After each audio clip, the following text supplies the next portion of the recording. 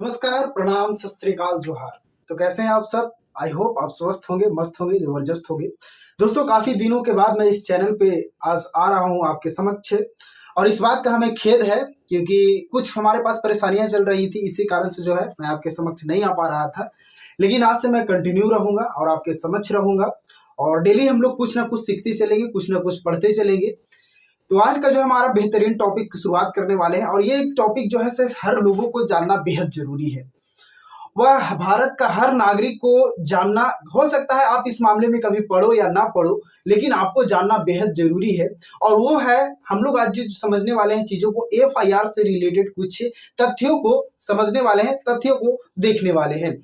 तो आज की जो हमारी क्लास रहेगी वो रहेगा एफआईआर से संबंधित। एफआईआर में हम समझें कि एफआईआर होता क्या है, एफआईआर का फुल फॉर्म क्या होता है, जीरो एफआईआर क्या होता है, चार्जशीट क्या होता है, केस डायरी फाइल कैसे किया जाता है, और इन सभी तमाम विषयों पर जो है आज की इस क्लास में हम लोग चर्चा करने वाले हैं। तो वीडियो को लास्ट तक बने रहें, और अगर चैनल पर नए हैं तो चैनल को सब्सक्राइब जरूर करें। तो बिना देर को करते हैं आज की क्लास की शुरुआत, और हम लोग पढ़ते हैं। देखो, एफआईआर को समझने से पहले आपको ये चीज को समझना होगा कि क्राइम क्या होता है। सबसे पहले आपको क्राइम को देखना होगा कि अपराध हम किसे कहते हैं। तो अपराध को पहले आप देखो, अपराध को जो है वो दो पार्ट्स में बांटा गया बाबू। क्राइम को अगर कहे तो क्राइम का जो है वो दो भाग में डिवाइड किया गया है, और वो दो भाग है, एक होता है कॉग्निजेबल क्राइम और दूसरा होता है non cognizable crime. Cognizable crime यानी कहने का मतलब क्या होता है, यहां पर मैं लिखते चल रहा हूं, कॉग्निजेबल क्राइम, एंड सेकेंड जो हो गया वो हो गया आपका नॉन कॉग्निजेबल क्राइम।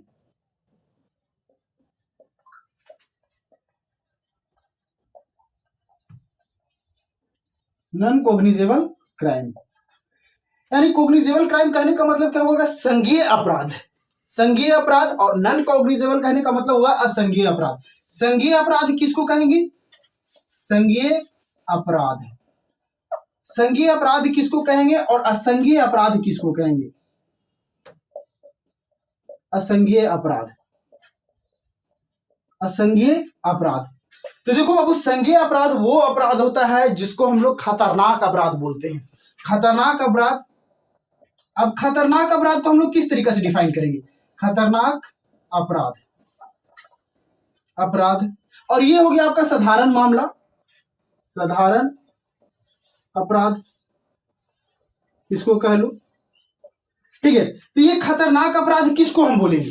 तो खतरनाक अपराध वो अपराध, जैसे कि आप फिलहाल ही में जो बक्सर का न्यूज सुने होंगे कि एक जो है दुल्हन जो है वो स्टेज पर जाती है और उसका प्रेमी आकर के गोली सटा देता है, यानी उसका हत्या कर देता है। दूसरा, आप लखनऊ का न्यूज सुने होंगे कि एक बेटा जो है से अपने बाप को जो है 4 बजे भोर में सोते रहता है, गहरी नींद में रहता है, और जाकर कनपट्टी गोली में सटा करके उसकी हत्या कर देता है।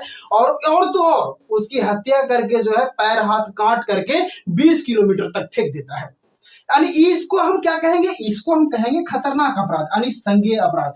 और असंज्ञेय अपराध हम किसको बोलेंगे? जो नॉर्मल हो गया, लड़ाई झगड़ा हो गया, बातचीत हो गया, जो मारा पीटी नहीं हुआ, उसको हम बोलेंगे असंज्ञेय अपराध है। अब यही संज्ञेय अपराध में जो होगा वो आपका एफआईआर दर्ज होगा। नॉन कॉग्निजेबल क्राइम में जो होगा वो आपका क्या होगा? एफआईआर दर्ज होगा, एफआईआर। और इसमें जो होगा एफआईआर, जो इसी के माध्यम से आपका जो होगा वो कंप्लेन लिखे जाएंगे, इसी के माध्यम से जो है आपका रिपोर्ट लिखे जाएंगे, और इसमें जो होगा एनसीआर के माध्यम से जो है आपका रिपोर्ट लिखा जाएगा। यानी इसके कहने का मतलब क्या हुआ कि non cognizable, non cognizable report, report. और एफआईआर का फुल फॉर्म क्या होता है? First information report. एफआईआर का फुल फॉर्म क्या हो जाएगा बाबू? फर्स्ट इंफॉर्मेशन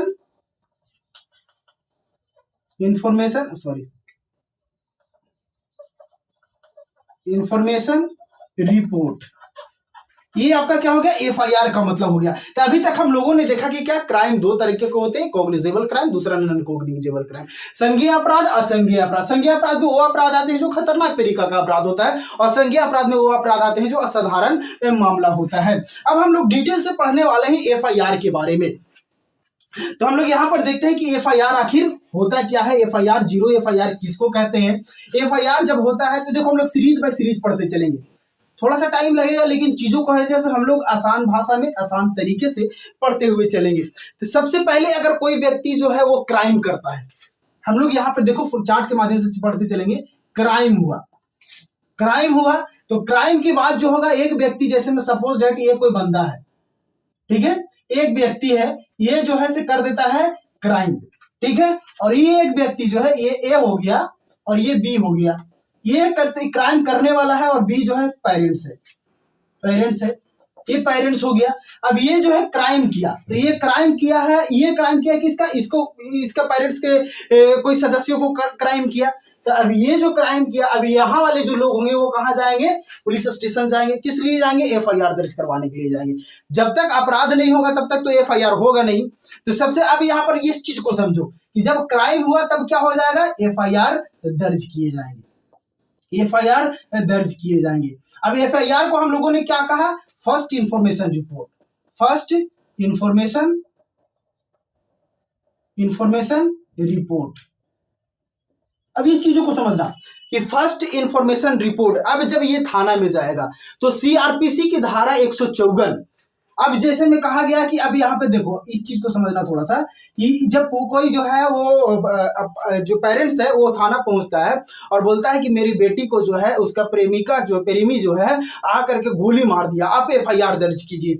अब पुलिस वाले कहें कि हाँ, इस मामला में एफआईआर दर्ज थोड़ी होता है, ऐसा मामला थोड़ी है, ये सब तो होते रहता है, प्रेम उरेम में तो होते रहता है। अब कोई बेटा जो है और उसका बाप को जो हत्या कर देता है और उसके परिजन जाकर के बोलता है कि इसको खिलाफ जो है नालायक को नहीं रहना है, इसके खिलाफ जो है एफआईआर दर्ज करा। पुलिस स्टेशन वाला क्या है कि नहीं, ये सब में एफआईआर दर्ज नहीं होता है।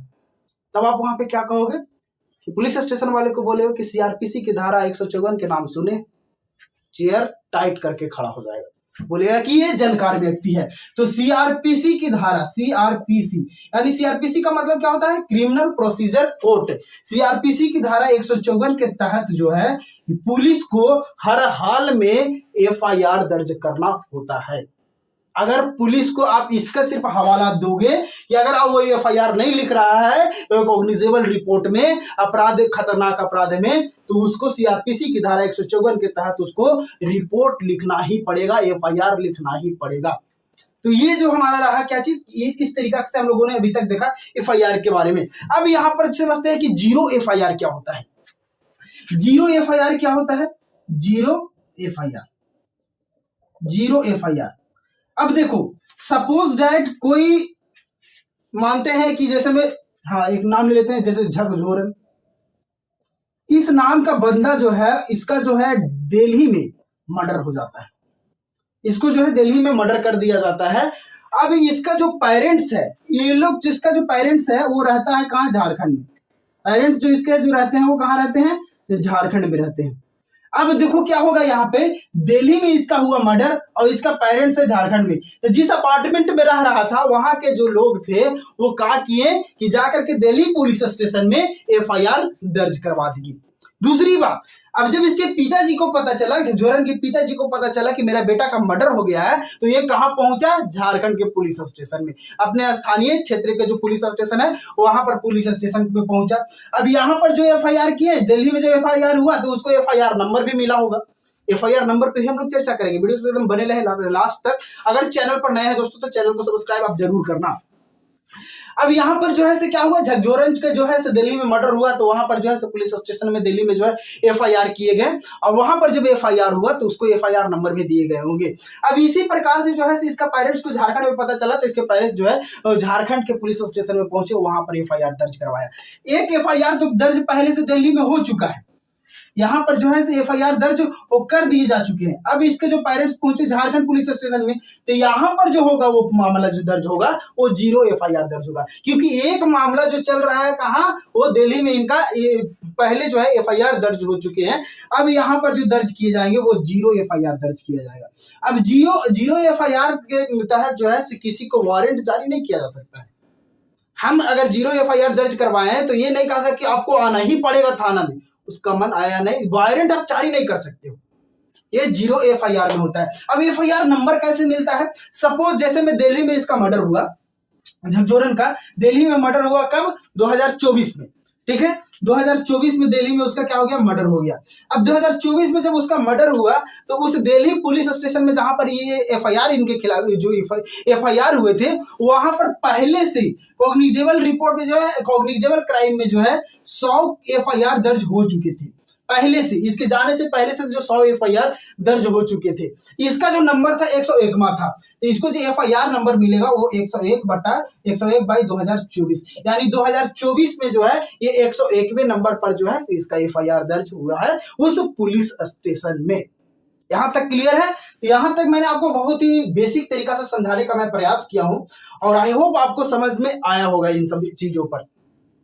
अब यहीं पर जो है से अब देखो थोड़ा सा हम लोग आगे चीजों को बढ़ते हैं और आगे जानते हैं।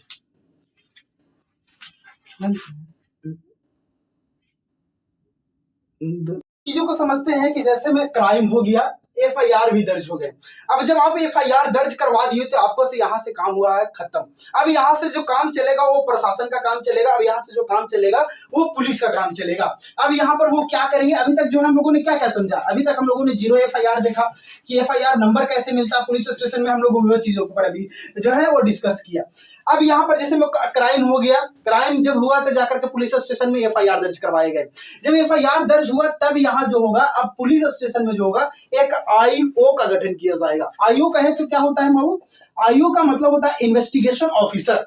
इन्वेस्टिगेशन ऑफिसर वो होता है जो जांच पड़ताल। अब ये इन्वेस्टिगेशन जो ऑफिसर होंगे वो कौन होंगे, थाना के प्रभारी होंगे, थाना प्रभारी होंगे, थाना कर्मचारी हो गया, वही बड़ा बाबू छोटा बाबू, यानी कोई भी हो सकता है वहां के कर्मचारी जो एक आईओ का ऑफिसर होगा।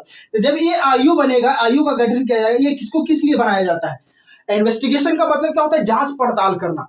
अब ये इन्वेस्टिगेशन ऑफिसर का होगा, जो काम होगा वो क्या करेगा, वो जांच करेगा। अब यही जो है से ये क्या बनाएगा, केस डायरी बनाएगा, केस डायरी बनाएगा, केस डायरी।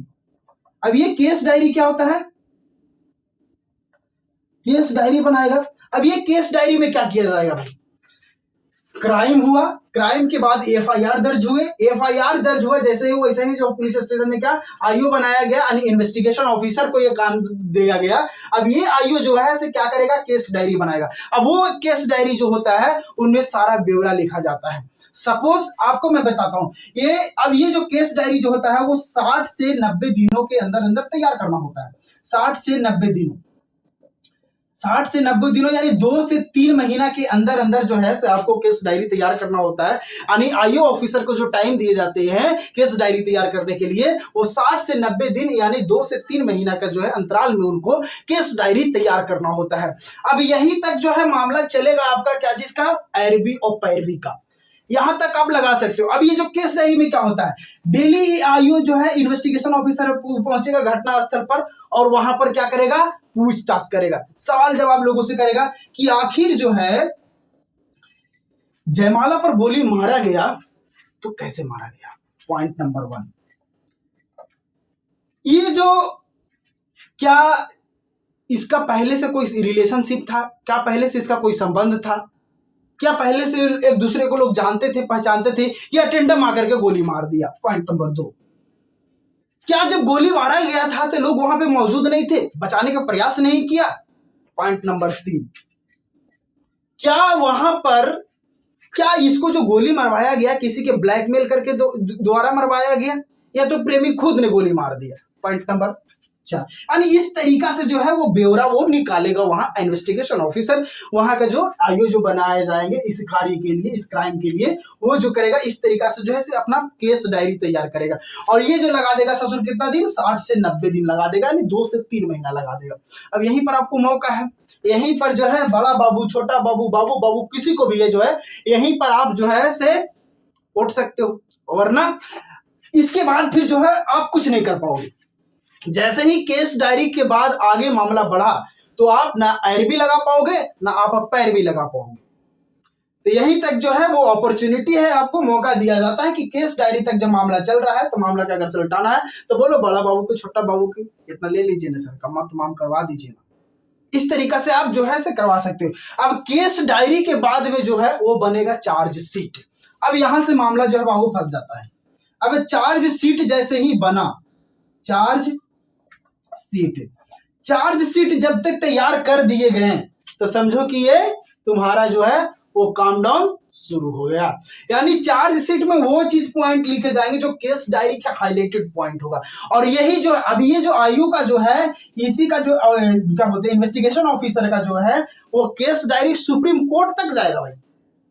इसी का लिखा हुआ ब्यौरा जो है अगर मामला सुप्रीम कोर्ट तक पहुंचता है, लोअर कोर्ट से लेकर के सुप्रीम कोर्ट तक पहुंचता है, तो इसका केस डायरी का जो मामला है वो सुप्रीम कोर्ट तक जाएगा।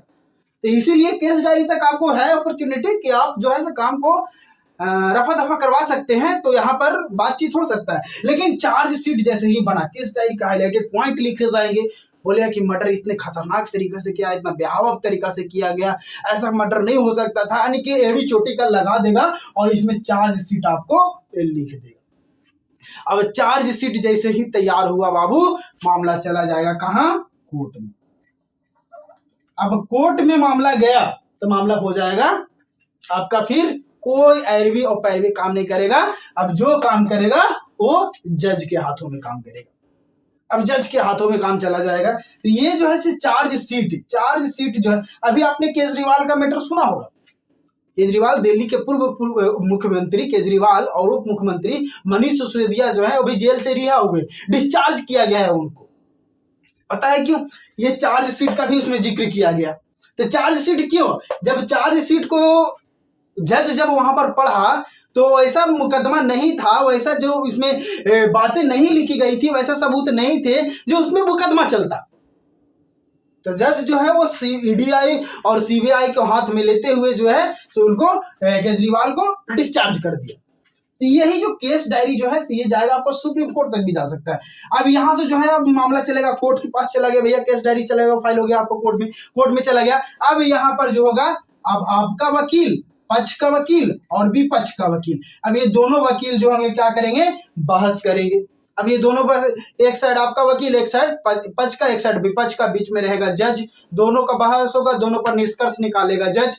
जो भी निर्दोष साबित होगा उसको ये फिर किया जाएगा, यानी किस तरीका से जो देखा जाएगा, फिर वो चला जाता है मैटर, कहाँ चला जाता है? अदालत के पास में चला जाता है। अब अदालत ही जो है आपको क्या करेगा? या तो फिर आपको अगर केस है गंभीर है, अगर सही में वाकई में ही अगर आप आरोपी हो तो शायद आपको मिलेगा। लेकिन आज का पता ही आपको कानून अंधा है। आज जो है वर्तमान में क्या हो रहा है, लोग यानी अपराधी जो है वो रोड पर घूम रहा है और जो अपराधी नहीं है वो जेल के सलाखों के पीछे खिचड़ी खा रहा है। यही तो हो रहा है आज। तो खैर, इस बात तक हम लोगों ने अभी तक ये चीजों को समझा। अभी तक हम लोगों ने क्या जाना? 0 FIR के बारे में जाना, हम लोगों ने FIR नंबर के बारे में पढ़ा, हम लोगों ने केस डायरी के बारे में जाना, हम लोगों ने IO ऑफिसर का काम को जाना, हम लोगों ने चार्जशीट के बारे में जाना। और चार्जशीट का जब काम होता है तो सीधे कोर्ट पहुंचता है और कोर्ट में जो है ये मामला का फिर सुनवाई होता है। अब हम लोग आगे जो देखेंगे वो गिरफ्तारी पर आपके अधिकार क्या हो सकते हैं, आप पुलिस से क्या बोल सकते हो, नहीं बोल सकते हो, इन सभी तमाम विषयों पर जो है हम लोग अगली वीडियोस में चर्चा करेंगे। तो दोस्तों, वीडियो पसंद आया हो तो शेयर करना ना भूले, सब्सक्राइब करना ना भूले, लाइक करना ना भूले और अपनी राय हमें कमेंट सेक्शन में कमेंट करके जरूर बताएं।